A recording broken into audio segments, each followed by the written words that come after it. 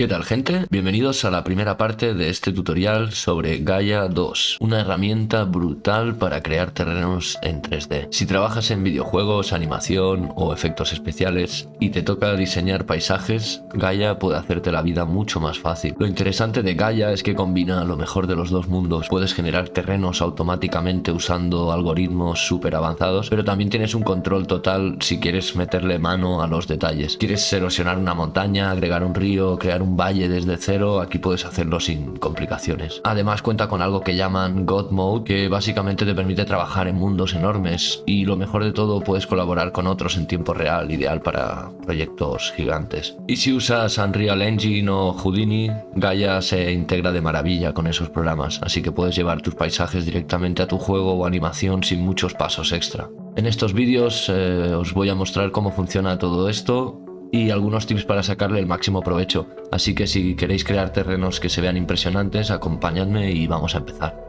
Para instalarlo simplemente hay que venir a la página de quadspinner.com y podemos descargar esta versión de aquí, que es una versión gratuita. Podemos venir a Download y ver más información sobre la versión gratuita y sobre las últimas actualizaciones. En ediciones podéis ver las diferentes versiones que hay de pago. Yo estaré usando la versión indie. Tengo pensado moverme a la versión profesional, que incluye el God Mode, construir regiones de 256K y bueno, los puentes con otras aplicaciones, etc.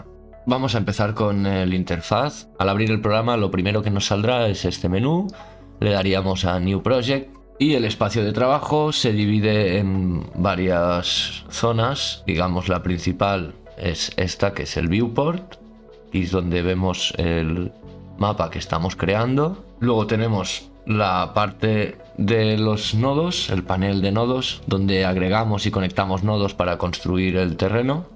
Y a la derecha tenemos la zona de parámetros, que es la sección donde se pueden ajustar los valores de los nodos que seleccionamos. Ahora me aparecen los del Mountain Range. También podemos clicar aquí y hacer que se cambie por otros. Si ahora hago plates, vemos que aquí en el nodo ha cambiado y me ha cambiado el efecto que tiene. Y luego aquí arriba a la izquierda tenemos las herramientas, pues archivo, todo lo que está relacionado con guardar, exportar, abrir, etc. Edit, aquí tenéis herramientas como tirar hacia atrás, hacia adelante, el cortar, copiar, pegar, en fin, todo esto que al final se acaban usando los shortcuts. Aquí tenemos opciones de los nodos como refrescar, el bypass, marcar para exportar y otras opciones que iremos viendo más adelante.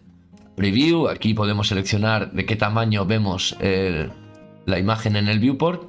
No tiene nada que ver con la resolución con la que se exporta.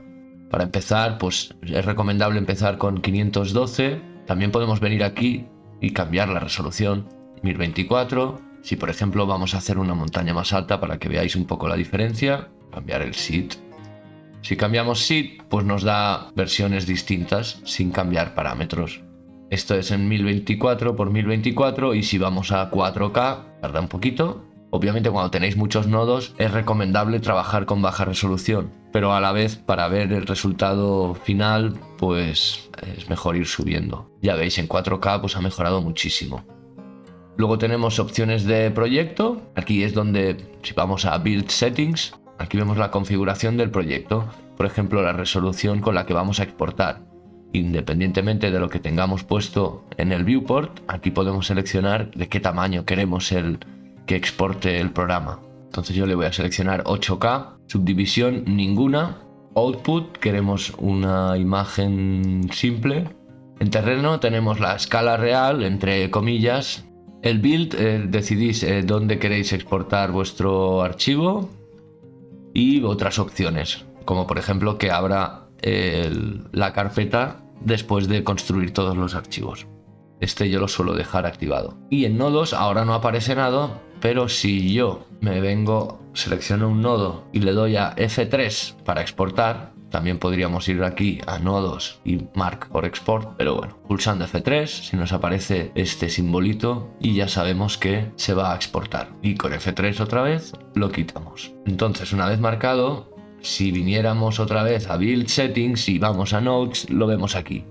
y a la derecha podemos elegir en qué formato lo queremos. Pues un XR o por ejemplo un PNG si queremos solo la imagen o el color. En fin, esto también lo iremos viendo más adelante. Y el script, instrucciones en un script que suelen afectar una vez está construido todo el proyecto. Antes de empezar, quiero enseñaros que aquí en Tools Options tenemos más opciones, donde guardaremos los proyectos, qué monitor queremos para el Gaia, en el caso de que tengáis varios, y muchas más opciones que podéis ir mirando. Nosotros lo que vamos a activar es en Workspace, vamos a seleccionar en Organización el Show All. Esto lo que hace es que cuando vengamos y a la derecha y seleccionamos terreno, ya los veamos todos desplegados. Solo poniéndote encima ves todos los nodos de esa familia. En el caso de que lo tengáis, como viene por defecto, Nested by Family, veis, aparecen las familias dentro del tipo de nodo, digamos, y una vez allí os aparecen los de cada familia. A mí esto no me ayuda mucho, al menos de momento, así que lo tengo como Options, Workspace, Show All, ¿vale? También podéis quitar los iconos de las cajitas de los nodos, eliminar los nombres, los iconos, lo que queráis. Esto ya más adelante, cuando os vais conociendo todo, pues podéis ir desactivando o activando otras cosas. Y creo que por aquí ya está. También podéis quitar el Snap Connection si os molesta que se conecte al nodo más cercano al moverlo y tal. Pero bueno, yo de momento lo tengo así. Aquí en Navigation podéis poneros los botones del ratón como más os guste. Si trabajáis con Unreal o con Blender o con algún software, pues os lo podéis poner de una manera que os vaya mejor. Yo tengo puesto rotar con el izquierdo, pan con el medio y el zoom pulsando el botón derecho, aunque la rueda de ratón también sirve. Creo que por defecto vienen los Hold Alt activados. Yo los tengo desactivados. Si no, vais a tener que pulsar Alt para que funcione todas estas opciones. Sensitividad. Y por aquí no voy a tocar nada más. En Viewport podéis tocar el anti-aliasing, también lo podéis subir o bajar, yo lo tengo en 4. Podéis eliminar la cuadrícula, la brújula de arriba, en fin. Yo de momento lo dejo todo así. Incluso podéis cambiar el color del Viewport, o sea, del fondo. Vamos a dejarlo gris, no, vamos a dejarlo negro. Y aquí en Compute es importante, si tenéis una tarjeta gráfica y esto lo tenéis desactivado, pues activar CUDA. Porque si no vais a estar utilizando la CPU y probablemente vaya mucho más lento que con la tarjeta gráfica. Aquí podéis escanear vuestro hardware y determinar las velocidades, etc. En Gaia 2.0 los nodos están organizados en familias, cada una con funciones específicas que permiten crear, modificar, perfeccionar terrenos de manera flexible. Vamos a verlos. Para empezar tenemos los nodos primitivos, que son bloques iniciales con los que se crean formas básicas de terreno. Montañas, colinas, planicies y otros patrones fundamentales, digamos. Suelen ser el punto de partida para cualquier terreno. Los nodos de terreno ayudan a generar paisajes naturales más complejos, construidos a partir de patrones geomorfológicos. Estos nodos generan terrenos con características más detalladas, como sistemas montañosos, valles, colinas o cañones. Con los nodos Modify puedes ajustar o deformar el terreno de diferentes maneras, como suavizar, escalar o cambiar la altura. Son útiles para dar forma a creaciones base. Los nodos de Surface o superficie se utilizan para modificar la superficie del terreno sin cambiar la estructura base. Permiten aplicar detalles como texturas de rocas, sedimentos o microajustes en áreas específicas.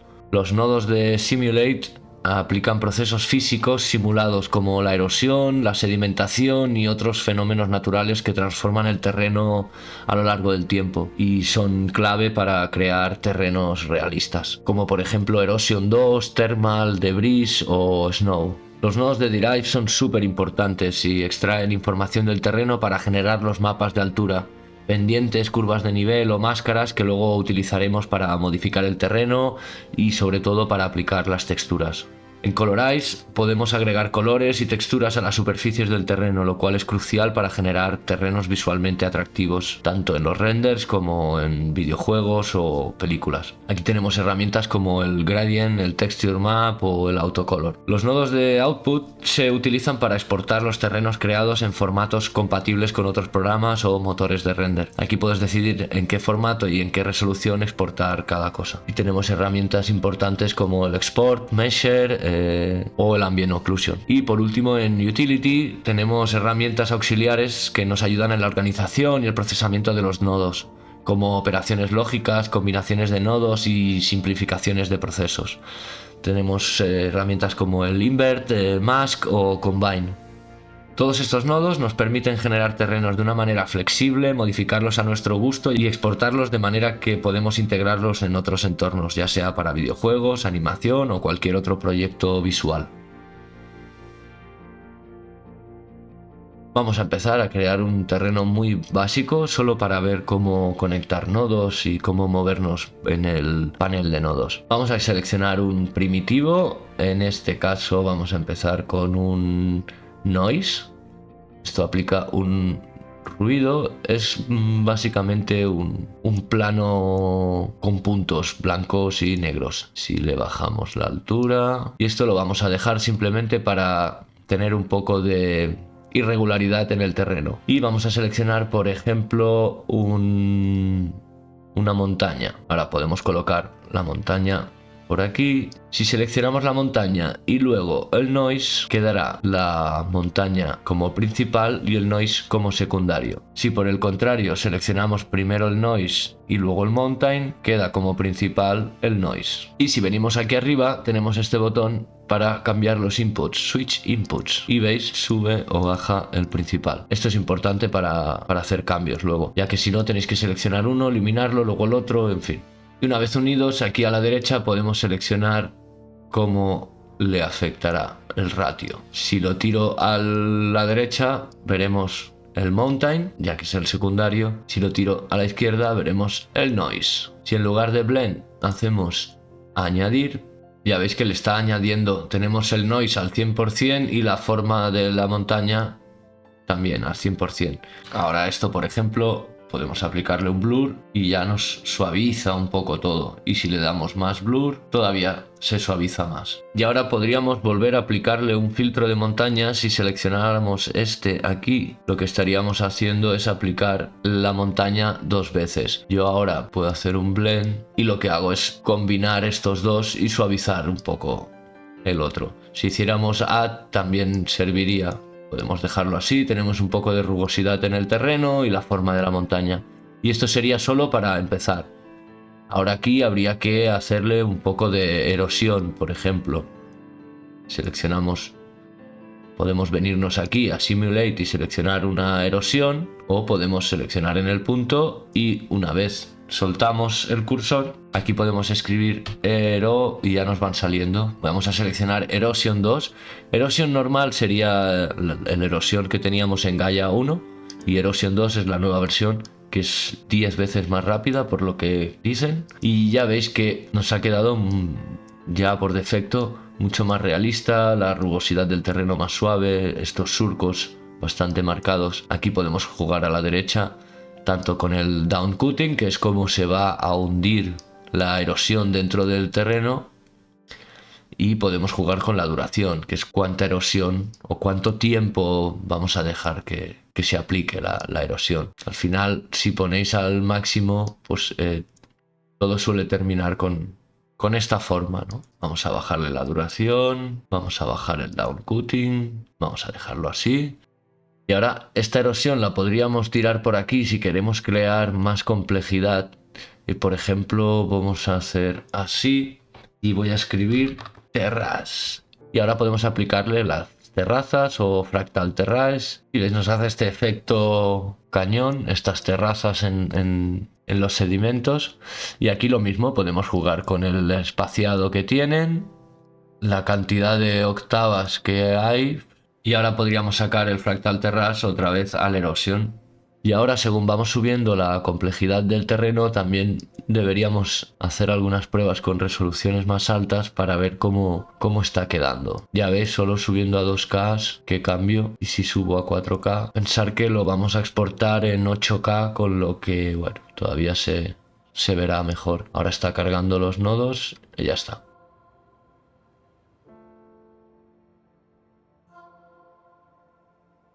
Vale, supongamos que tengo este mountainside y ahora queremos añadirle unas rocas. Vamos a hacer rockscape, nos hace esta especie de terreno rocoso, y ahora podría unir el mountainside con el rockscape y se nos hace la textura por todo el plano. Si supongamos que yo solo quiero esta textura en la zona de abajo, aquí es donde hay que empezar a usar las máscaras. Por ejemplo, podríamos hacer height. Y las máscaras básicamente son esto, imágenes en blanco y negro, que nos sirven para delimitar en qué zonas surge un efecto y en qué zonas quedan anuladas. Hacemos así y ya veis que solo está la textura esta donde nosotros le hemos marcado. Si subo el fall off y le bajo la zona, se verá un poquito mejor, más difuminado, y ya veis que aquí arriba no está la textura y aquí abajo sí. Esto es súper importante tanto para modificar los terrenos como para luego para añadir las texturas. Y ahora vamos a ver cómo usar las máscaras para darle una textura al terreno. Si ahora yo de aquí le saco un satmap para darle el color a la roca, normalmente con la mayoría de diseños sucede esto, hace este tipo de líneas. Podemos cambiar aquí el roughness, subirlo a ultra para difuminarlo, pero entonces hace esta especie de píxel que puede quedar un poco raro en los renders. Entonces una manera de generar irregularidades y al final más realismo es utilizando máscaras. Por ejemplo, podríamos sacar una que es Slope, que nos marca precisamente eso, donde están las pendientes, los desniveles. Y como siempre, aquí a la derecha tenemos opciones para marcar el rango. Pues solo las zonas intermedias, solo las zonas sin desnivel. Ya veis que me queda marcado las zonas más planas, digamos. Podemos lo mismo bajar el fall off, para que marque solo la parte de encima de las piedras. De esta manera le podemos ir determinando en qué zonas aparecen unas texturas o otras. Por ejemplo, vamos a quedarnos con esto, que serían las zonas superiores, y lo vamos a conectar al satmap. Y ahora voy a quitarle none y ya lo veis.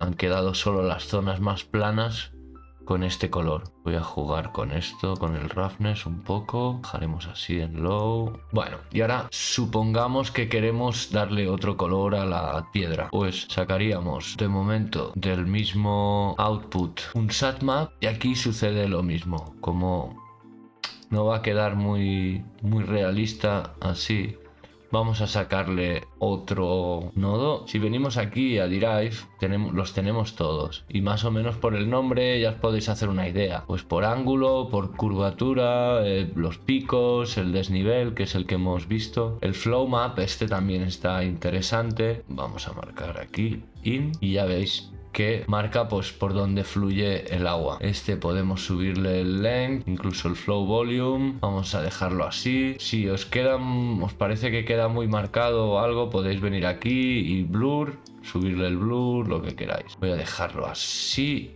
No es lo que queremos, pero este lo vamos a dejar así para luego. Y vamos a buscar otro para la roca. Pues vamos a venir aquí y tenemos este, por ejemplo, Rock Map, que lo que hace es que parezca que hay muchísimo más detalle en el terreno. ¿Lo veis? Entonces, este satmap que teníamos aquí, vamos a conectarlo ahora y a ver cómo se ve. Bueno, no está mal, pero podemos encontrar alguno mejor. Y ahora podemos ir cambiando el satmap o jugando con el rock map también. Y density creo que va a hacer como el contraste. Voy a dejarlo así y ahora tendría que verse mucho más realista. Bueno, ya veis que he añadido un montón de detalles sin haber más textura o más rugosidad, pero lo parece. Y eso es la importancia de las máscaras al fin y al cabo. Y ahora podemos juntar esta con esta, blend al 100% y usar la máscara de slope. Bueno, en este caso, como la parte superior está en blanco, podemos probar. Primero vengo aquí, marco con F y ahora esto puedo... ¿Dónde es? Invert. Lo que he hecho es invertir el slope. Ahora lo que antes era blanco ahora es negro y de esa manera ya tenemos en la pared la textura de la roca y en el suelo esa textura más de arcilla. Y ya veis cómo hacer que las paredes, sin tener apenas detalle, al final pues parezca que están llenas de vida. Y ahora podríamos utilizar esta máscara, la de Flow. Crearíamos otro satmap y vamos a poner un color así más de tierra. Vale, y ahora lo añadimos aquí y solo queremos que se vea ese color donde está el flow. Y vamos a ver cómo se ve. Subimos el blend y creo que sucede lo mismo. Vamos a probar un invert. Sí, veis, y ahora ya tenemos el color marrón en las grietas. Y ahora podríamos, teniendo seleccionado aquí el lock preview con F, pues puedo ir para aquí atrás e ir jugando con la máscara. Cambio el seed, le subo el blur y podemos cambiar los colores, o que en lugar de barro queremos que se vea verde, pues pam. Y bueno, más o menos ya habéis visto un par de maneras de generar más textura o texturas más complejas, y también de definir dónde queremos una textura o otra. Así que al final lo que haremos es marcarlas todas para exportar. Por ejemplo, esta de Flow, pues pulsaríamos clic derecho, Mark for Export, o directamente F3, y aquí a la derecha nos irán apareciendo Slow F3, Rockmap F3, todas estas las quiero. Y lo único que haré aquí es cambiarlo a PNG, 8 bits en este caso, y creo que con 16 también funciona. Con 32 os puede dar errores, o al menos yo con PNG 32 me he encontrado algunos fallos. Bueno, espero haberos ayudado, os lo dejo aquí. Creo que he repasado lo más importante de Gaia 2. Os dejaré un link en la descripción por si os interesa meteros más a fondo, ya que voy a subir un par de vídeos más en el Patreon. Y bueno, seguro que alguno más cortito caerá en YouTube. Gracias por la visita. Si tenéis cualquier duda me lo podéis dejar en los mensajes. Intento contestar a todo el mundo y espero veros por el Patreon. Gracias y hasta pronto. Chao.